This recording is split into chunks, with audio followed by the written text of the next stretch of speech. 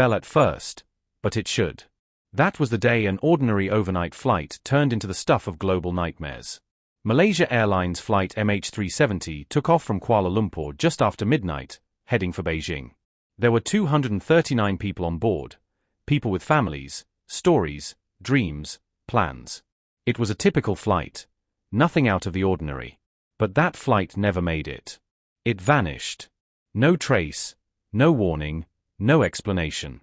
And honestly, who just loses a whole plane in this day and age, right? We've all seen wild theories and endless headlines about Flight MH370, but now, forget the guesswork. After 11 long years, an underwater drone may have finally shown us the truth. But where was the plane hiding all this time? Why did we never find it before?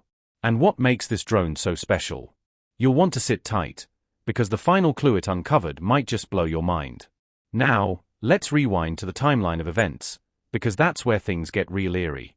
The plane, a Boeing 777-200ER, was cruising peacefully at 35,000 feet by 1:01 a.m.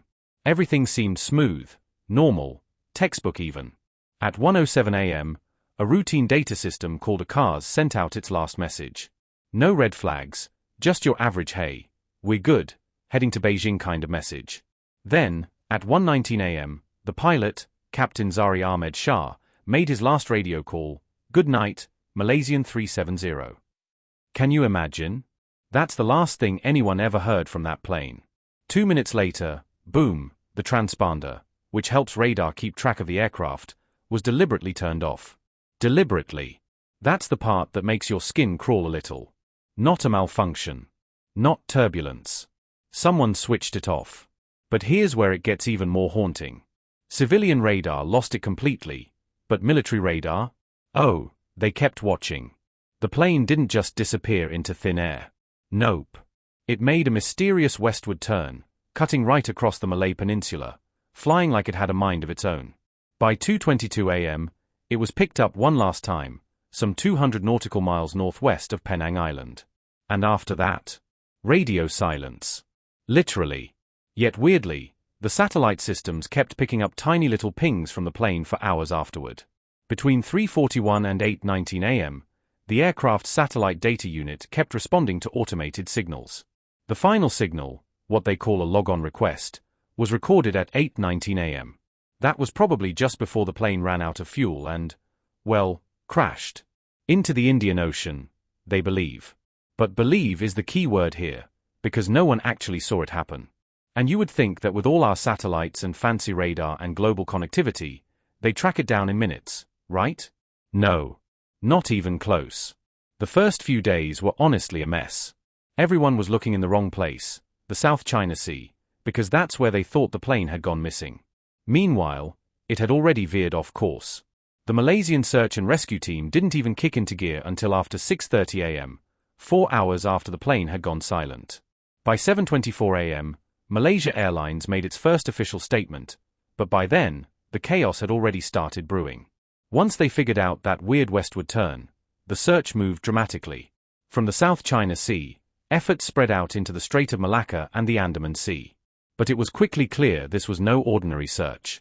It turned into one of the largest and most expensive aviation hunts ever. And the numbers? Insane. We're talking 29 planes, 6 helicopters, 18 ships, and help from 26 countries. Even satellites got involved, 20 of them from China alone. At one point, they were combing through an area nearly 7.7 million square kilometers. That's like trying to find a needle in 10 haystacks, scattered across an endless ocean. By March 15th, Malaysia's Prime Minister Najib Razak stood before the world and confirmed what everyone feared but couldn't believe. The plane had kept flying for hours after it dropped off the radar. Satellite data showed 2 possible paths. Either it flew northwest towards Central Asia or southwest into the southern Indian Ocean. And sadly, the more they looked into it, the more it pointed to the southern Indian Ocean, a place so remote and brutal that just reaching it was a mission in itself. Now, imagine the families during all this. In Beijing, loved ones gathered in designated centers, desperately waiting for news, any news. Some were sobbing, some were angry, all were heartbroken. Malaysia Airlines scrambled to provide support, deploying senior staff and caregivers, even offering financial help. But you know how grief and confusion go. Nothing feels like enough. And to make matters worse, behind the scenes, the international collaboration had its cracks. Countries were reluctant to share military data, probably because of national security stuff. Satellite info was delayed, and some nations were openly worried about China flexing its military muscle during the whole thing. So while it looked like the world was coming together, it wasn't all smooth sailing. Then came March 24th, a date that broke 1,000 hearts. After analyzing satellite handshakes, basically, the ghost signals the plane sent to satellites, Malaysian officials made a gut-wrenching announcement. Flight MH370 had ended in the southern Indian Ocean. No survivors. No wreckage found. Just a heartbreaking conclusion. And the worst part? Some families didn't even get a phone call. They got text messages. Can you imagine losing someone and being told over text that they're gone forever? It was devastating. And yet, the story didn't end there. Because what followed was years of searching, speculation, theories, and heartbreak. People started asking questions. Big ones. Was it hijacked? Was it a mechanical failure with a bizarre twist of fate? Theories flew like wildfire, from the plausible to the absolutely bonkers. And honestly, who could blame them? When you lose a plane without a trace in an age of Google Maps and live tracking, your brain has to fill in the blanks somehow, right? So here we are, all these years later, and the wreckage? Barely anything. A few pieces washed up on distant shores like Réunion Island and Madagascar. But the full plane? Never recovered. It's like the ocean swallowed it whole and locked away the answers. And the families? They're still waiting, still hoping for closure. Because how do you move on from something that ended without an ending? Honestly, the MH370 mystery feels like one of those real-life unsolved puzzles that keep scratching at the back of your brain. It's not just about a missing plane, it's about the lives that vanished with it, the questions left behind, and the strange realization that sometimes, even in our ultra-connected world, things can still just disappear. And you can't help but wonder, what really happened that night up in the sky? For 11 years, Flight MH370 has been the biggest mystery in aviation, until now. An underwater drone just revealed something game-changing. But what exactly did it find?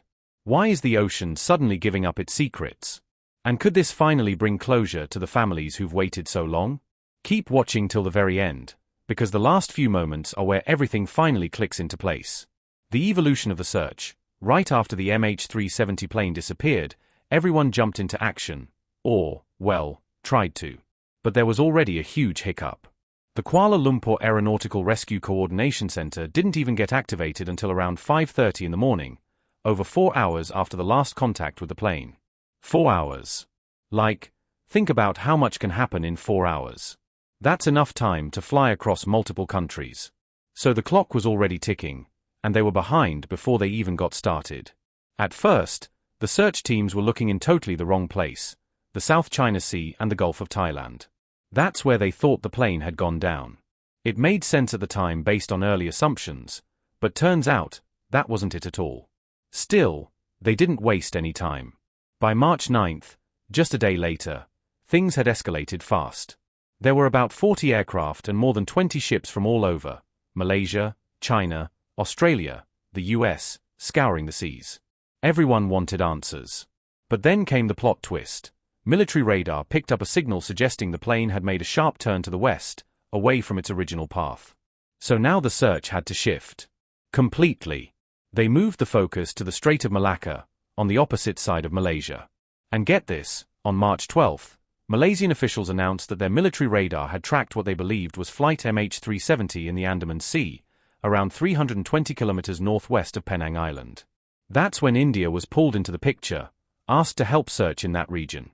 Just imagine being part of that search team, chasing a ghost trail across open ocean, following pings and clues that might lead to nothing or everything.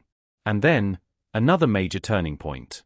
On March 17th, Australia agreed to lead the hunt in the southern Indian Ocean. This was big.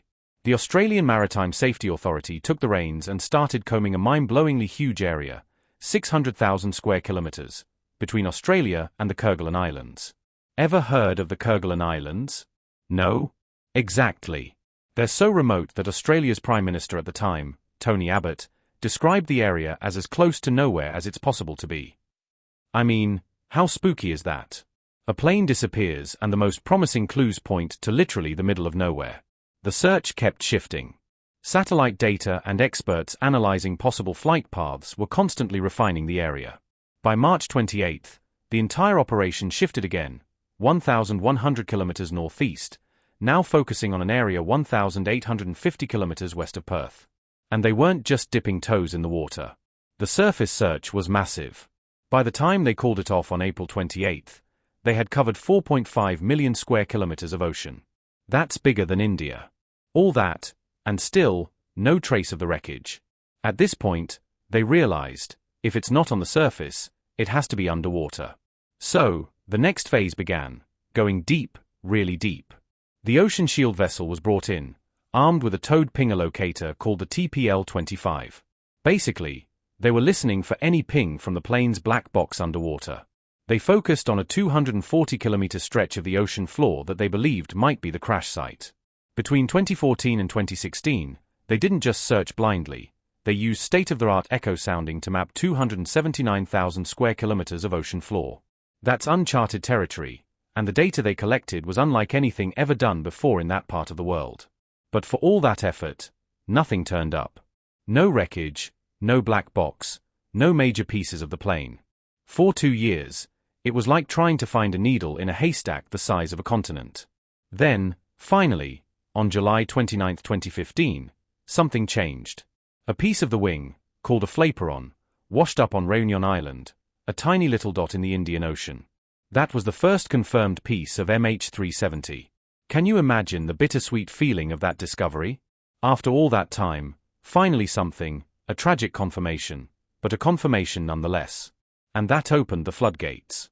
Over time, more than 20 other pieces of possible debris were found on beaches and islands off the African coast and in the Indian Ocean. Each one was like a puzzle piece, each helping to validate the idea that the plane had indeed gone down somewhere in that massive southern corridor. The ocean currents matched up with where debris would have drifted if the plane had crashed where they thought it did. So little by little, the theory was cemented, even if the wreckage itself still hadn't been found. The official underwater search was called off on January 17, 2017. They had searched a priority zone of 120,000 square kilometers and spent a jaw-dropping $155 million in the process. Just think about that. $155 million. Malaysia footed most of the bill, 58%, while Australia covered 32%, and China pitched in 10%. All that